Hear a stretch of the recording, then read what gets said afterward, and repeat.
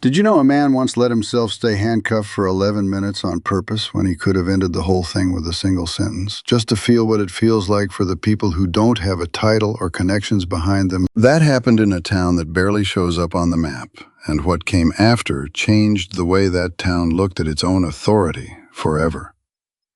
If you like stories that tighten your chest before they let you breathe again, stay right where you are. And if you haven't subscribed to this channel yet, now's the time, because here, on Small Town Justice Files, we tell the stories other channels won't touch. Let's go Millhaven, a town of cracked sidewalks and about 3,500 people with one gas station that also sells propane tanks, a church that's lost half the paint on its front, and a sheriff's office painted a green nobody remembers being new. For 22 years, one man has run that office. His name is Sheriff Wade Garrison, though almost nobody in town calls him by his name. They just call him Sheriff. Like it's a title that comes with the air out there. And this is where you need to meet the other man in this story, because without him, there's nothing to tell. His name is Marcus Doyle. He's 41 years old. He's been a widower for 5 years. His wife died in a crash out on the interstate, and since then he learned something most men his age never learn. He learned how to stay quiet, not out of sadness, out of method.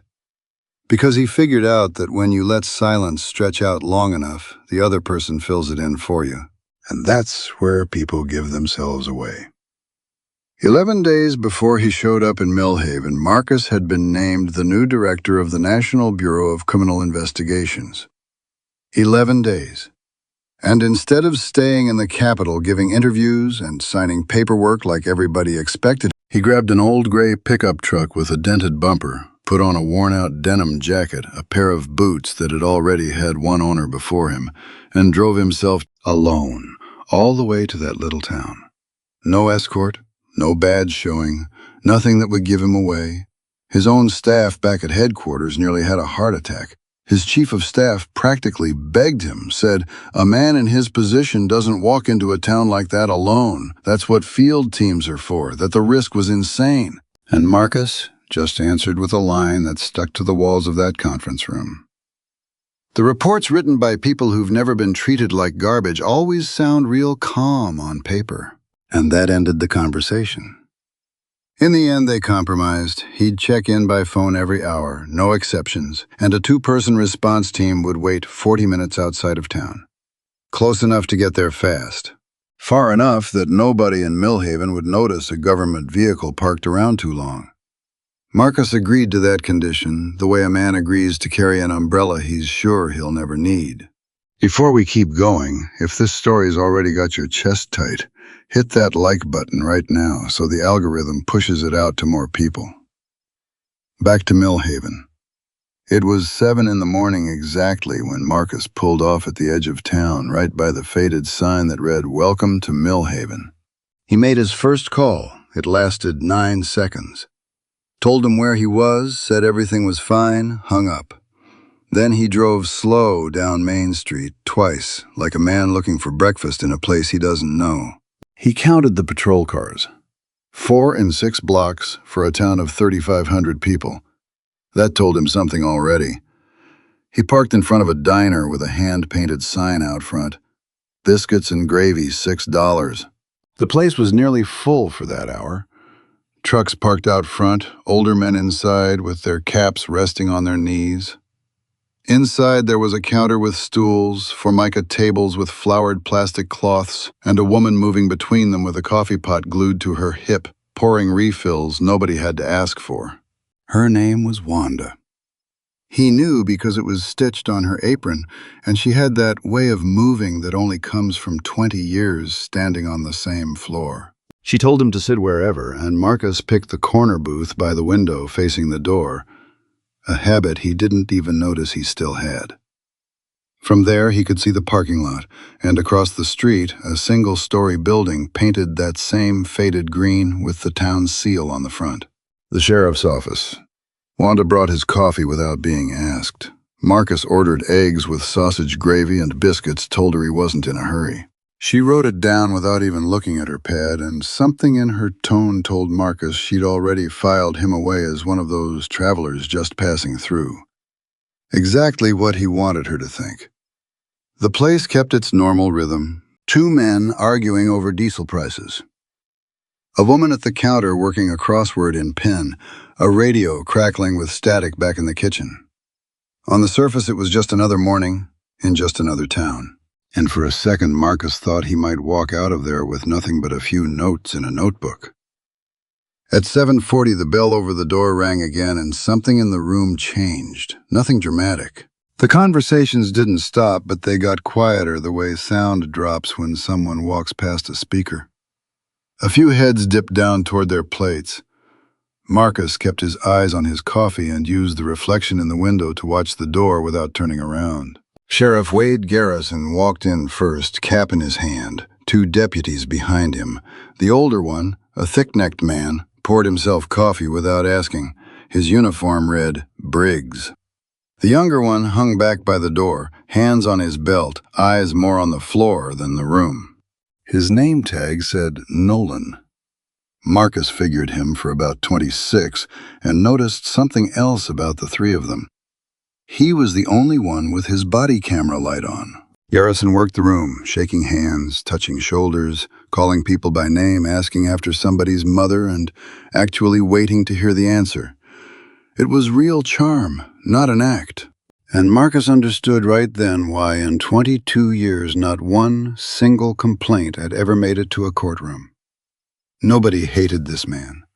They loved him. And that's a whole lot harder to break.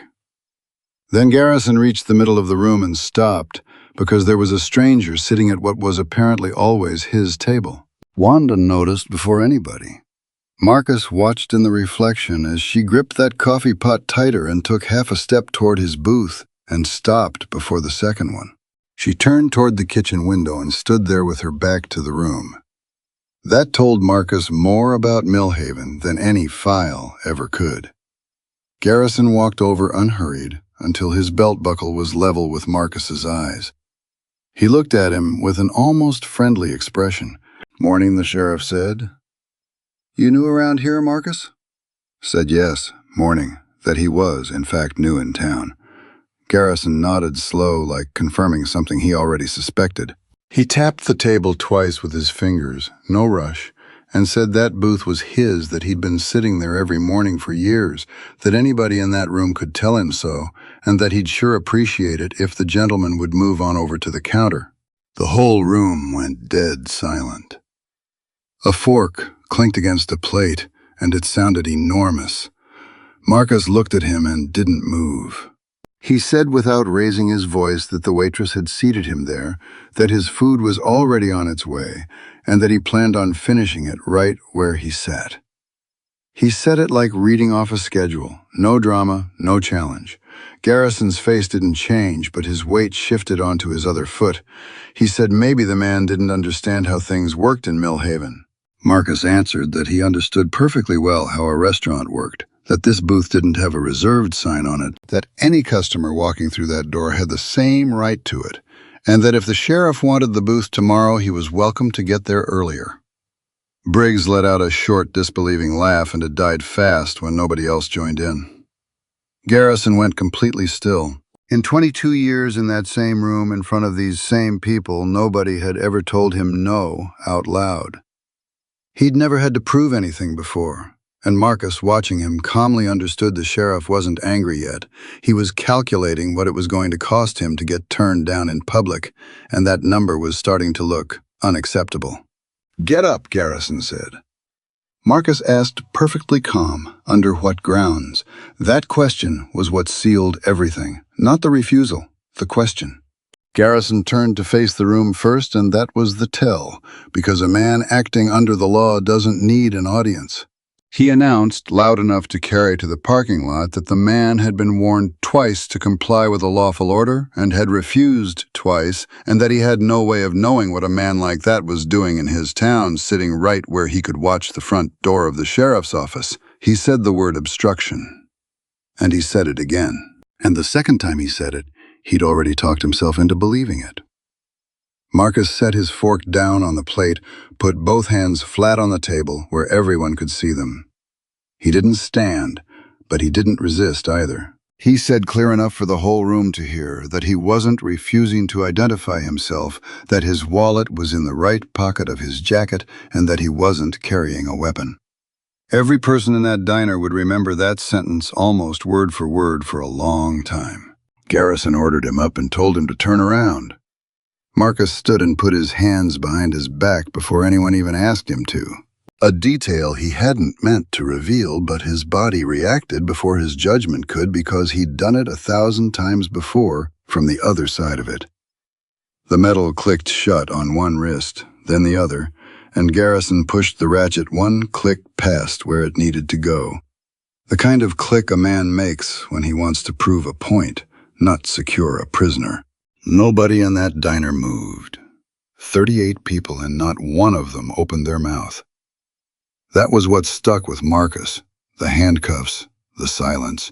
He stood facing the window watching his own reflection, and behind him he was cataloging the room. The men arguing about diesel, eyes locked on their coffee. The woman with the crossword pen frozen mid-word. Wanda by the register, both hands flat on the counter, jaw set tight. Everybody knew this was wrong. Everybody had already run the math and landed on the same answer, that a stranger's bad morning cost a lot less than 22 years of consequences. Out of the corner of his eye, one of the men had his phone raised under the table screen, lit up.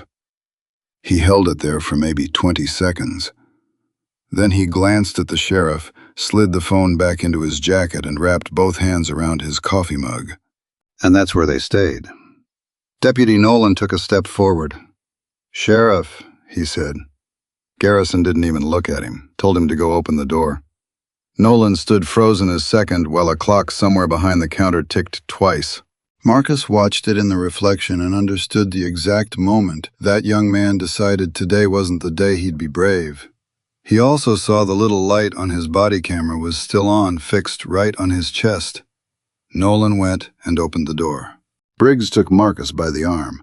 Garrison picked up his half-finished plate off the table, looked at it, set it on the counter, with a smile at Wanda that had nothing friendly in it. Then he sat down in that same booth. He was still sitting there when they walked Marcus out in cuffs. Not once did Marcus say who he was. He could have ended the whole thing with 5 words. He knew that just saying his name and his title would drain the color right out of the sheriff's face right there between the register and the pie case, and it would all be over before his coffee went cold. Every instinct, 13 years on the job, had drilled into him, screamed at him to stop it. Because a federal director in handcuffs at a roadside diner is a scandal with cameras on it. But he hadn't driven out here for that. He'd come for the complaints.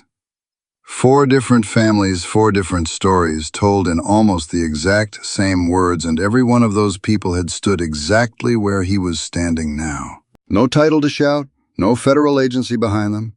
The reports written by people who've never been treated like garbage always sound real calm on paper. He'd said that himself in that conference room, and everyone had nodded politely, and nobody had really understood it. Now he understood it. So he let Briggs walking out, let the bell ring a 3rd time, walked out of the smell of coffee and sausage gravy into the cold morning light, hands cuffed behind his back. And behind him, the sheriff of Millhaven settled into his booth by the window and told Wanda loud enough to carry through the glass to bring him the usual. Across the street, the green building with the town's seal sat quiet under the morning sun. Above the door, a camera pointed at the street, its little red light on. It was 7:52. Marcus's next scheduled call was in 8 minutes. By the time the door swung shut, a crowd had already gathered in the lot. People come out to watch something happening to somebody else, close enough to see, far enough that nobody could ever say for certain who'd been watching. 2 men stood by their trucks with coffee still in hand. Across the street, a woman opening up the insurance office froze with her key in the lock, not turning it. Briggs walked Marcus to the patrol car and leaned him against the back door. Then let go and stood there, thumbs hooked in his belt, satisfied like a man admiring something he just finished building. Garrison came out last, adjusted his hat in the doorway, looked out over the lot with real pleasure, and started talking. He wasn't talking to anyone in particular, which meant he was talking to everyone. He said this man had been sitting there for 35 minutes, right where he could watch the front door of the sheriff's office. He said a man who refuses a lawful order in public is telling you something about himself. He said he'd been doing this 22 years, and the day he stopped paying attention to strangers was the day this town got hurt. Nobody argued with him. That was that. Marcus stood with his back against the cold metal and counted 14 adults with full sight and hearing who'd watched the whole thing since the sheriff crossed that diner floor. The two men from the diesel argument now at the window with their coffee, one of them with his phone still tucked away in his jacket. The crossword woman, Wanda, who'd made it to the door and stopped there with a rag in her hand, the only person in Millhaven looking straight at him. Not one of them said a word. Not one. He didn't feel anger toward them, and that surprised him a little. He'd expected to. But a stranger doesn't cost you anything. Sheriff Wade Garrison costs you everything as long as you plan on still living there. And 22 years is enough to teach a whole town to run that math without even realizing they're doing it. Deputy Nolan came out behind the sheriff and stood by the front fender of the first patrol car. He hadn't touched Marcus once. His uniform still looked borrowed on him. He'd look at the man in cuffs, then look away, then look again. And the little light on his camera stayed on steady. Briggs noticed it too. Told Nolan he was burning battery over a squabble about a booth. Nolan answered flat, reciting a rule he'd clearly memorized, that the camera stays on for the full duration of any transport of a detainee. Garrison turned at that. Looked at him a moment, not with anger, more like a man looking at a new hire who spoke out of turn in front of a customer, and told him that when he'd put in 22 years like he had, he could decide for himself when the camera stayed on and when it didn't. He said it almost fondly. A few people in the lot laughed. The light stayed on. Nolan didn't turn it off, and he didn't look at his sheriff again either. Marcus filed that detail away too, right alongside everything else. At 8 o'clock sharp, the phone in Marcus's jacket started buzzing against his ribs. It rang muffled 6 times, then stopped. Briggs heard it and laughed, said somebody was already looking for him. Garrison didn't even react.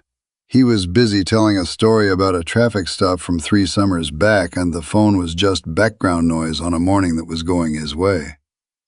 It rang again 40 seconds later, and a third time. Nobody reached for the phone in his jacket. Nobody checked it. Nobody asked whose it was. Marcus stood dead still against the patrol car and let it ring, and for the first time since the cuffs closed, something changed on his face. It wasn't fear. It was something a whole lot worse for Wade Garrison. It was patience.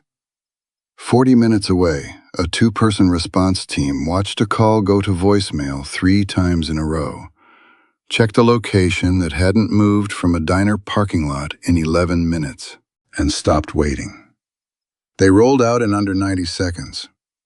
Regional Command sent a second team 9 minutes later, and by 8:08, the word director had already climbed high enough up the chain that a deputy director back at headquarters was standing in his office with a phone in each hand. Garrison finished his story, opened the back door of the patrol car, put a hand on the roof, and told Marcus to mind his head.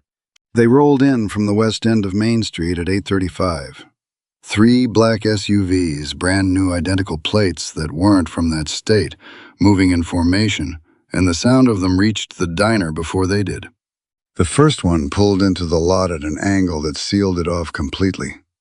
The second stopped sideways across the street. The third blocked the exit and sat there, engine running. The doors opened all at once. 9 people got out, every one of them with a badge on a chain around their neck and a vest with 3 yellow letters across the back.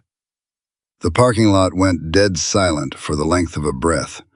The men from the diner set their mugs down on their hoods without even realizing they were doing it. Briggs's hand drifted toward his belt and stopped halfway there. Nolan took 2 steps back and opened his hands out to his sides, palms up. The one right thing any uniform in Millhaven did all morning. A woman stepped out of the lead vehicle, badge already raised, somewhere in her 50s dark suit under the vest. She didn't look at the crowd or the trucks or the diner. She swept the whole scene once with her eyes the way someone trained for exactly this does it. "Agent Diane Whitfield," she said. "National Bureau of Criminal Investigations. I'm looking for Director Marcus Doyle." And that's when Sheriff Wade Garrison did the thing that would follow him the rest of his life. He smiled, stepped forward, glad to be useful, glad to be the man in charge, on his own turf, in front of federal agents, asking him something. And he pointed, whole arm out, straight at the man standing handcuffed by the back door of his own patrol car. "That's your guy right there," Garrison said. "Picked him up about 45 minutes ago at the diner. Obstruction. If he's one of yours, I'll hand him right over, but I'll tell you now, he'd been sitting there since 7:15 watching my building." Nobody moved. Whitfield looked at the handcuffed man. Something crossed her face and vanished just as fast. When she spoke again, her voice dropped low enough that it carried farther than shouting would have. "Director," she said, "are you hurt?" Marcus said, "No." Behind her, another agent stepped up, badge open, a solidly built man with gray at his temples named Frank Aguirre. He didn't address the sheriff at all. He addressed the whole parking lot. "This is Marcus Doyle Aguirre," said badge held high, turning slowly so the diner windows, the men by their trucks, and every agent present could see the photo and the seal. "Director of the National Bureau of Criminal Investigations. Sworn in 11 days ago. He is here under federal authority. As of this moment, this is a federal scene." The sound that moved through that parking lot wasn't a gasp, it was something smaller and a whole lot worse. It was 40 people understanding the same thing in the same second, and not one of them willing to be first to say it out loud. Wanda pressed a hand to her mouth and left it there. Garrison didn't move. His arm was still half raised from pointing. The color drained out of his face in stages, and then he let out a short, ugly laugh with no conviction behind it, and said that wasn't possible. Whitfield told him it was. Garrison said the man didn't have any ID on him. Marcus spoke then, for the first time since the diner door shut behind him, and he didn't raise his voice. "I told you exactly where my wallet was," he said, "in front of this entire town. You never checked." The sheriff's mouth opened and nothing came out. Briggs had gone pale as paper. He was staring down at his own hand, the one that had gripped the detainee's arm, staring at it like a man just now understanding something he can't ever put back. Nolan's camera light was still on. It had recorded everything from the moment the sheriff crossed that diner floor to Aguirre's last sentence. And a lot of people in that town would be grateful for a long time that one young deputy had been too stubborn to switch it off. Whitfield held out her hand and asked Garrison for the key. He handed it over. His fingers weren't working right. He dropped it once and had to bend down and pick it up off the pavement, and not a single sound came from the parking lot while he did. Then Marcus said something nobody expected. "Not yet," he said. Whitfield stopped, key in hand. Marcus explained, calm as ever, that the cuffs stayed on until the whole scene got documented. He wanted photographs from every angle. He wanted the position of every vehicle on record. He wanted the name of every single person present written down while they were still standing there. He said a man in that town had been arrested that morning for finishing his breakfast, and that the only difference between him and the 4 people who'd sent letters to the Capitol was that 3 government vehicles had come for him. He said the record was going to show exactly what that looked like. So they stayed on 11 more minutes. The director of the National Bureau of Criminal Investigation stood in the parking lot of a small-town diner handcuffed while they photographed him from every angle, and all of Millhaven watched. And Wade Garrison stood 2 feet away, forced to witness it longer than anyone else there. After that, everything moved fast. 2 agents crossed the street and handed the paperwork to the front desk clerk at the sheriff's office before she'd even finished standing up. The camera above the door, the one with the little red light that had been pointed at the street all morning, came down off its mount inside the hour and ended up in an evidence bag. So did the camera behind the diner register with a consent form Wanda signed so fast she signed it standing up, leaning against the pie case? By 9:15, from a terminal inside his own office, Wade Garrison typed up a report describing a man who'd turned physically aggressive inside the diner and repeatedly refused to identify himself. 38 people had watched none of that happen. He wrote it with 9 federal agents standing right outside his window. System access got shut off at 9:40. Logs, arrest records, evidence, inventories, personnel files. 22 years of paperwork went under federal seal before noon, and that report he'd just typed up got sealed right along with everything else, time-stamped at 25 minutes old. They pulled Briggs's body camera. 9 seconds of footage on it for his entire shift, which became evidence all on its own. Nolan handed his over before anyone even asked, unclipped it himself, read the serial number out loud before he gave it up. One of the men from the diner, a 61-year-old named Wendell Kirby, who ran the counter at the hardware store, waited for the lot to thin out and walked up to Aguirre with his phone stretched out in both hands. 22 seconds of video. The sheriff crossing the floor. The word obstruction.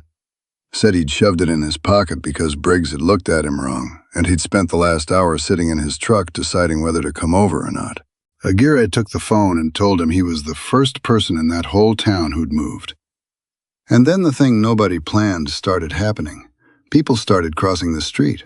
First was a 48-year-old carpenter, one of the 4 who'd written a letter years back, and he showed up with his hands shaking, saying that back in 2019 they'd picked him up over a busted taillight, held him 19 hours, let him go without charges, and never gave back the tools they'd taken out of his truck bed. After him, a woman who'd been pulled over 5 times in 1 month.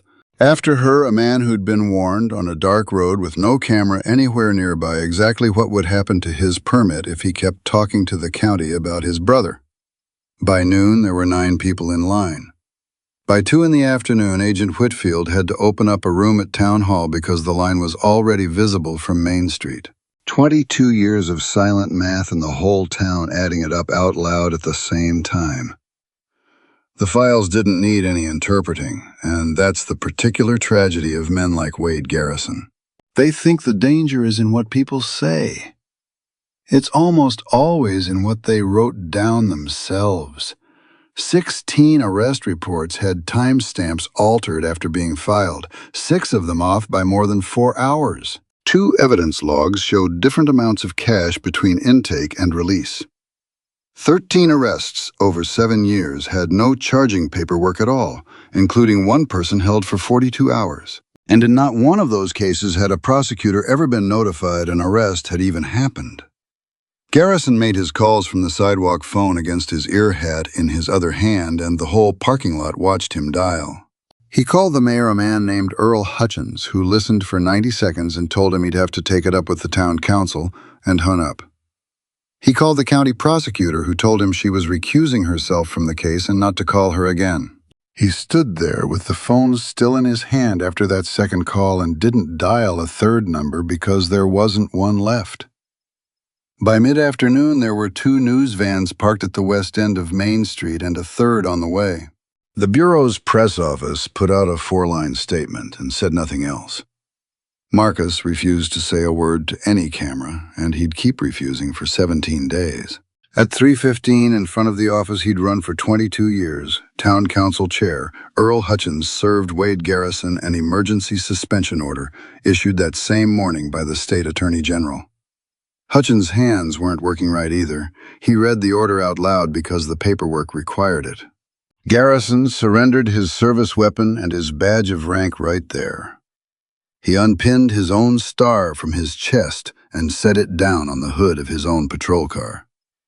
The sound it made hitting the metal was very small. Then Aguirre informed him he was the subject of a federal investigation into civil rights violations jointly with the Attorney General's office, and read him his rights right there on the sidewalk with the men from the trucks still standing around to hear it.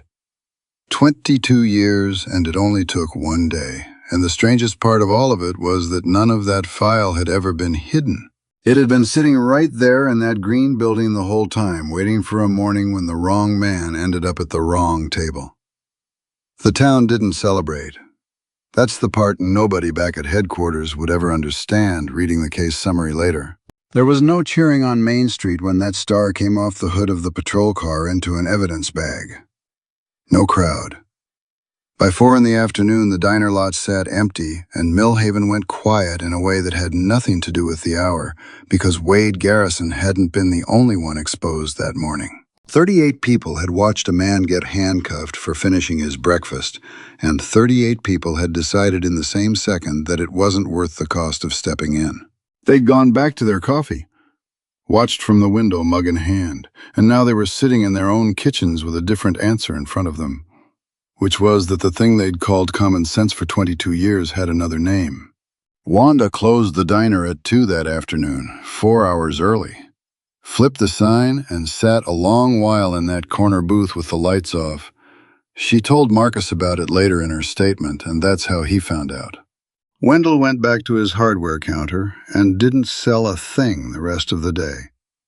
3 different people came up to ask what he'd told the federal agents in the lot. He told them. All 3 walked straight over and got in line at Town Hall. The room they gave Marcus in that building had a folding table, 2 chairs, and a window looking out on the back of the bank. He worked there until nearly 9 that night. And at some point in the evening, Diane Whitfield walked in, set a paper cup of coffee down in front of him, and finally said what had been sitting in her chest since 8:35 that morning. She said he could have ended the whole thing in 4 seconds. She said she'd watched the diner register footage twice, and there were at least 3 moments where one sentence from him would have stopped everything before the cuffs ever came out, and she wanted to know why he hadn't said it. Marcus turned the cup halfway around on the table and didn't drink from it. He said when he took the job, 4 letters from that same county had landed on his desk in the same week, all describing the same thing almost in the same words. He said he'd read them in a room where everybody agreed the situation was serious, and not one person in that room had ever been on the other side of it. I wanted to know what it actually feels like, he said. Not read about it, not have it summarized for me. Being the man against the patrol car, no name to invoke, no badge, nobody coming for you. Whitfield told him that by 8:35 he'd already had 3 SUVs on the way. Marcus said that was exactly the point, that Wendell never had that. That man had spent 19 hours in that same building over a broken taillight, and nobody ever came for him either. The only difference between the 2 of them was that his own phone was already ringing. He said if he'd identified himself inside that diner, the sheriff's office would have produced a clean report by noon and a very sincere apology by dinner, and those 22 years would have stayed exactly where they were. He said the arrest itself was the one piece of evidence nobody could argue with, and he'd let it happen because he was the first man in 20 years in Millhaven who could actually afford to. Whitfield sat with that a while. Then asked if he planned on talking to Garrison. He said yes, and that he'd do it in front of the sheriff's own lawyer, walking out of that building with empty hands and nothing to ask him. He said he was a witness in that case, and a victim too, and he wasn't about to hand any defense attorney in the country a reason to throw the whole thing out.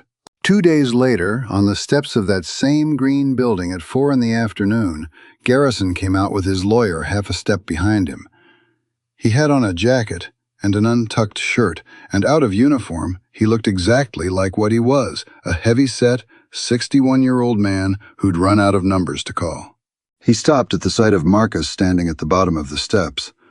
Marcus told the lawyer plainly he wasn't there to ask questions, that his own agents were standing 30 feet off, and that the man was free to arrest him on any word he said. The lawyer looked at them both and said nothing, which was permission enough.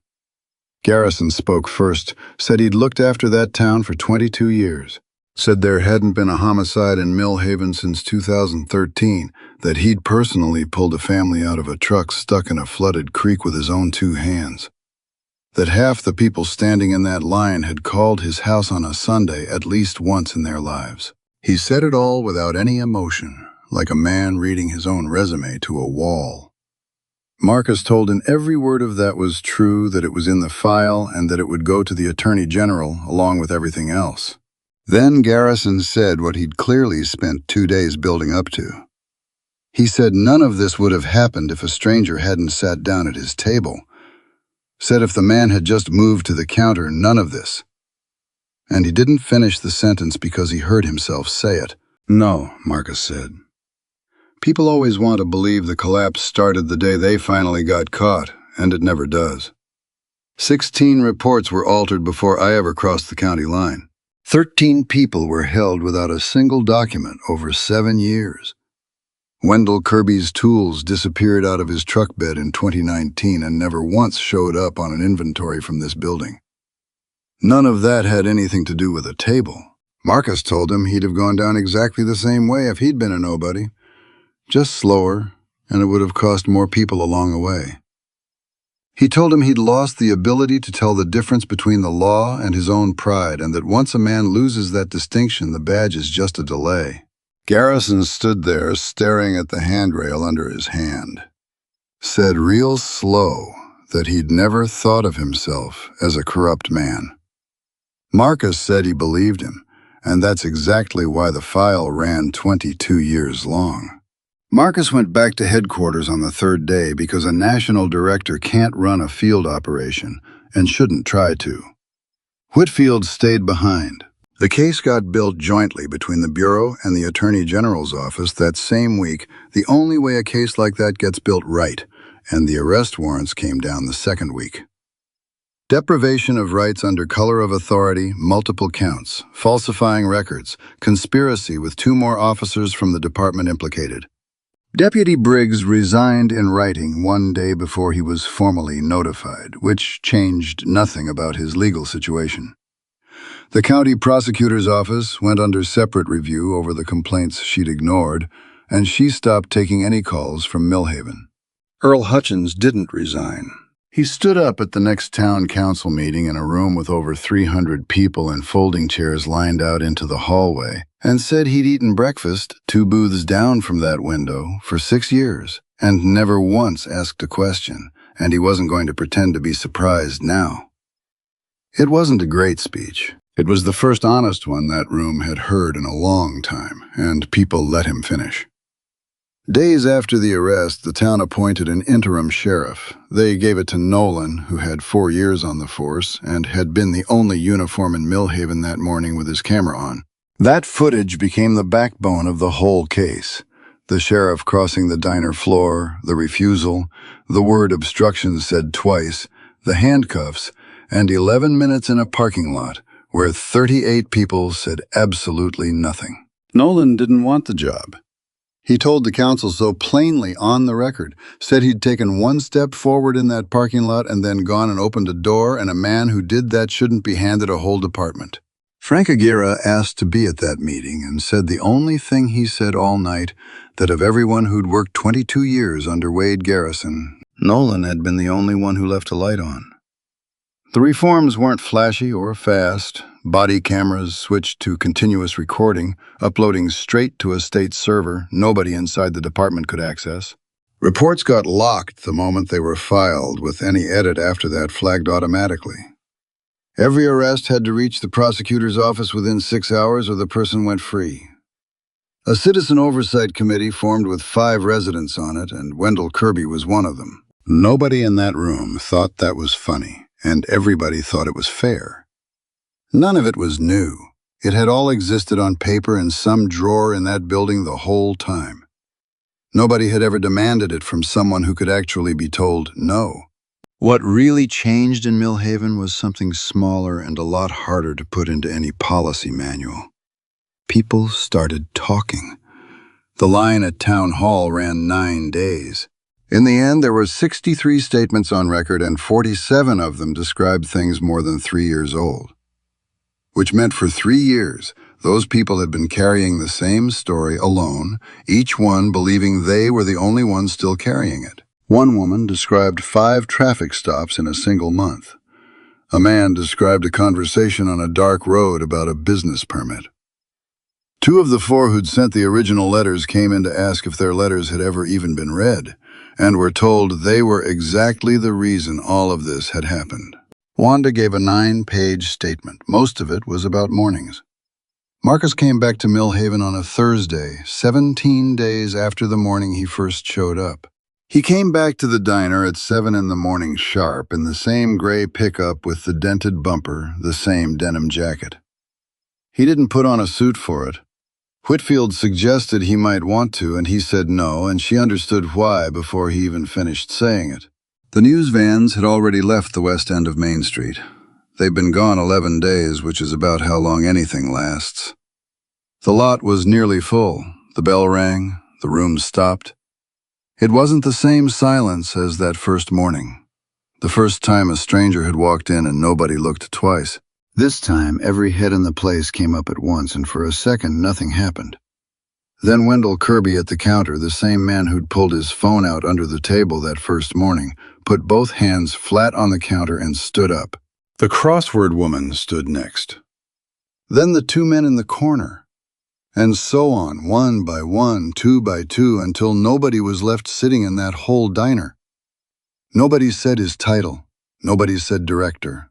They stood the way people stand when they can't find the words, and standing is the only thing that still means something.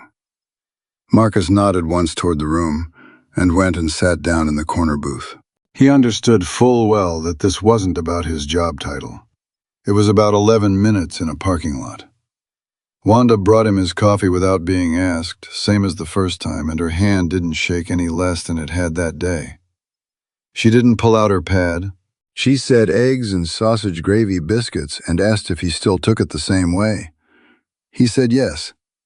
She stood by the table with the pot in her hand and told him she'd stayed a step and a half from that booth that whole morning with this same pot in her hand and hadn't let go of it, and that she thought about that every single morning now. He told her she'd signed her consent form standing up against her own pie case before the agents even finished asking that the footage from her register was still in the case file, and that she'd done more that day than anyone else in that building. Wanda went back to the kitchen and didn't come out for a good while. This time he finished the whole breakfast.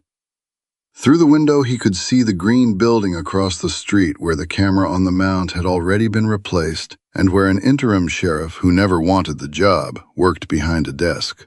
10 minutes to 8, Nolan came out the front door, saw the pickup in the lot, and glanced up at the window. Marcus lifted 2 fingers off the table. Nolan nodded and walked to his patrol car. Marcus paid at the register, left cash under the edge of the plate the way he always did.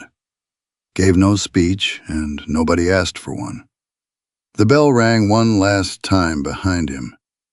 Whitfield was waiting by the truck with the door already open. She asked where they were headed next. He gave her the name of another county in another state with 4 letters in the file and a department nobody had ever audited. She told him the deputy director was going to have a heart attack. He said the deputy director could keep the booth by the window. The pickup pulled out the west end of Main Street a little after 8 in the morning, and Millhaven went back to its routine, and the diner filled up again, and the corner booth sat empty until somebody who'd walked in at 7 decided to sit down in it. Power doesn't make a man great. What actually reveals him is how he treats the people who seem to have nothing. The stranger was no name. The man against the patrol car with nobody coming for him. Wade Garrison didn't fall because he put handcuffs on the wrong person. He fell because for 22 years he put his own pride where the law was supposed to be, and a whole town agreed to call that safety. When prejudice takes the place of justice and silence covers up the difference, things don't collapse all at once. They wear away slowly at tables and in parking lots, one small silence at a time, and it hardly takes anything at all to turn it back around. Somebody who wouldn't switch off a camera, a customer who finally handed over his phone, a waitress who signed standing up, a man who stayed in his seat and finished his breakfast. If this story left you sitting with something, you know what comes next. Hit that like button. Tell me in the comments where in the video it got to you, and subscribe to Small Town Justice Files, because every week we bring you stories told the way they're supposed to be told. See you next time.